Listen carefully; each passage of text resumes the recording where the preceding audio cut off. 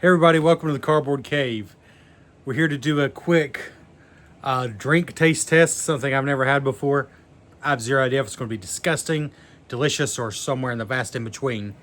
Because this is going to be such a short video, I wanted to do a quick channel update because it kind of relates to this. Like, why am I making a whole video about just drinking some drink? Well, you might start seeing more food taste tests and just oddball things on this channel. Because if you've been around here from the beginning, if you've been around here from the very beginning, you know that I originally come from the Retro Blist retro video game podcast. And then switched over to the Cardboard Cave podcast, which was, on and off for about a year or something. And then just kind of went into doing the YouTube videos. I do some video games on here occasionally, a few board games here and there. A lot of collectibles, a lot of toys, a lot of just whatever I'm obsessing about currently. So if you stuck around with this channel, you know it's sporadic anyways. It's just all over the place. But I got into a routine of releasing 2, 3, 4, 5 videos a week. I mean, for the while, I was daily. I mean, I might do every other day, then I'd go daily for a while. So I'm not necessarily changing that, but what I've always done is just if I have something new, I put it out. So long story short, the federal government started taxing eBay sales. All right, that's incorrect to word it that way. They made it so that you can sell a lot less without it being counted as personal income. Like, just doing it every now and then as a hobby used to be no big deal, but now it's getting to where you better watch out. You might have to claim it on your taxes. And I got hit hard. Like, I was just ignorant to it. Like, I knew I was going to have to claim it on my taxes, and I did. I'm above board. I do not feel like I'm a lucky person when it comes to that kind of thing, so I'm not even going to risk it. I claimed it like I was supposed to, did everything by the books. What I didn't realize is I was going to get hit with altogether 28% of my gross sales on eBay, which is how I fund all the stuff I buy for this channel. The figures, the turtle stuff, the Godzilla stuff, the Lego, the board games. Basically all of it is funded by flipping other stuff and selling it. It just started out as something I did for fun and kind of became a little side hustle, I guess is the right word for it. But not to get rich, but just to fund more stuff. That's basically how I've done things for years. But they took 28% of my gross sales, which was painful. Killed us on our taxes. So I'm going to be selling a heck of a lot less on eBay. In fact, I've already, April? And I've already sold everything I'm going to sell on eBay this year because I don't want to risk going over their limits. Which stinks. And it's not eBay's fault. It's this change with the IRS, with the government here in the last couple years. I don't remember. They started rolling it out a couple years ago. It's just this is the first year it affected me, or I guess last year was the first year it affected me, and it killed us. I sold more than ever. Like, it was an amazing year for me selling wise. I just kept flipping stuff, and it hurt. It hurt. So that's a long way around to say I'm probably going to be buying a lot less collectibles. You're going to see a lot less of this kind of thing, because this kind of thing costs money. And I got that money mostly by flipping other things on eBay. Now that that's kind of out, I mean, I don't know any way to get around that without breaking a law, and I'm not going to do that. So more food reviews, more reviews of perhaps some games and things I already have. Maybe some retro gameplay videos. I don't know if some of you are interested in that. I'll find a way to keep putting out content, and there'll still be collectibles and things too. And some of you might appreciate this, because I'll be honest, I was kind of resting on my laurels. I mean, if I got 10 new Godzilla toys, I would do 10 different videos on them, It was pretty easy content for me. Now, granted, all my content is free. I don't have advertisers. I don't have any sponsorship at all. So it's just something I did for fun anyways. But it did kind of make me maybe not think outside the box and think of other things I could be doing. But that being said, let's get to the video itself. This is yerba mate berry cha. Everything about this sounds way too frou-frou for me. I'm a pretty simple man. But it says it's gut happy sparkling tea.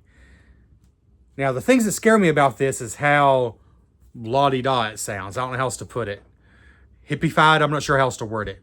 Cha for life. It sounds too cute. I like it. I'm a simple man. I like simple things. You know, give me vegetables, give me fruit, but keep it simple. Don't make it sound so fancy. But it does have 21 milligrams of caffeine. It's blueberry. Well, let me just read the ingredients. It says boost immunity, and it's a little wake up call. 0% juice. It's sparkling, so I'm assuming you don't. 7 proven strains of probiotics, so it's supposed to be gut healthy. Ingredients: brewed organic yerba mate tea, which I've never even had that. I'm probably saying it wrong too. Which is just water, agave, and yerba mate. Then it has native plus trademarked symbiotic blend. I don't know what that is. Hibiscus, which to me is a flower. Dried blueberry, dried elderberry, organic flavors, vitamin C, citric acid, and stevia. Stevia is about the only thing in there that makes me think this might have some sweetness to it. It's only got 10 calories. It's got 10 calories, only 2 grams of sugar. But hopefully the stevia will give it a little sweetness. Anyways, it's got probiotics and stuff. It's made by Cha. I guess that's the brand. Store refrigerated and enjoy cold. All right, here we go. Oh, it's from your friends at Better Booch.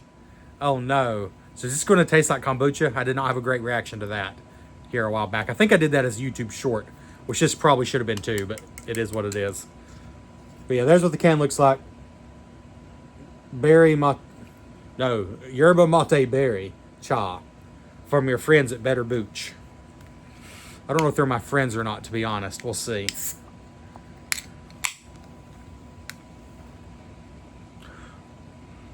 The smell is pleasant. It doesn't smell like kombucha. I don't think it is kombucha. It's just from the same company. Well, I can't really show you the color, but it's a very attractive color. I can't show you without spilling it. But it's pink, almost like peach knee-high or something.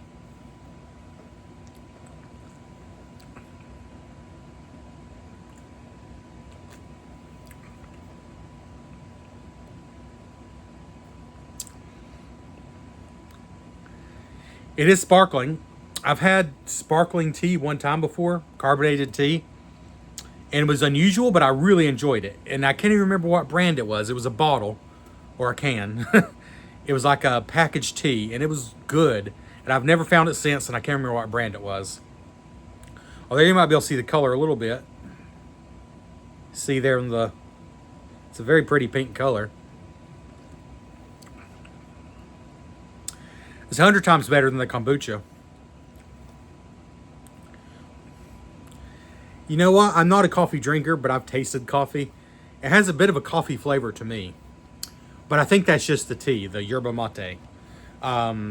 It's got a little bit of a burnt roasted flavor. And the fact that there's no added sugar at all. There is some stevia. Only 10 calories in the whole can. It's just not super sweet. But it's got a slight burnt tea / light coffee flavor. But it does have a little bit of a berry flavor as well.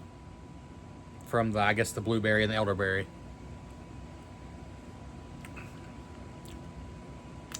Oh no, it's very herbal. Very sort of just tea leaf tasting. It tastes more like tea leaves than what I would consider, you know, sweet iced tea like we love here in the South.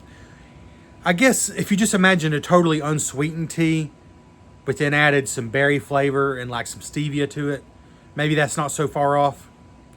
The carbonation does give it a little kick though. If this had a little more of the berry flavor and a little more sweetness, if I'm being honest, and that took away a little bit from the burnt tea flavor, the tea ground, the coffee ground flavor, whatever that is, this would be delicious to me. As it is, I'm intrigued. I'm intrigued enough to finish the can. I like that it has gut health and all that. I'm sure this is expensive. I got it from the Hungry Root plan that I'm still doing sporadically. So I don't really know what it would cost on the shelf. Probably $2.50 or $3, I would bet. Yeah, anyways, there it is. Give it a shot. It wants me to hunt down some more carbonated teas, some more sparkling teas. This was just a little too frou-frou for me. You know, I don't need it to be super sweet, but put a little bit of cane sugar in there. Put a little more flavor in there. And maybe just some green tea or black tea. The yerba mate I don't think is bad, but without any sugar added, it's just got a very tea leaf flavor.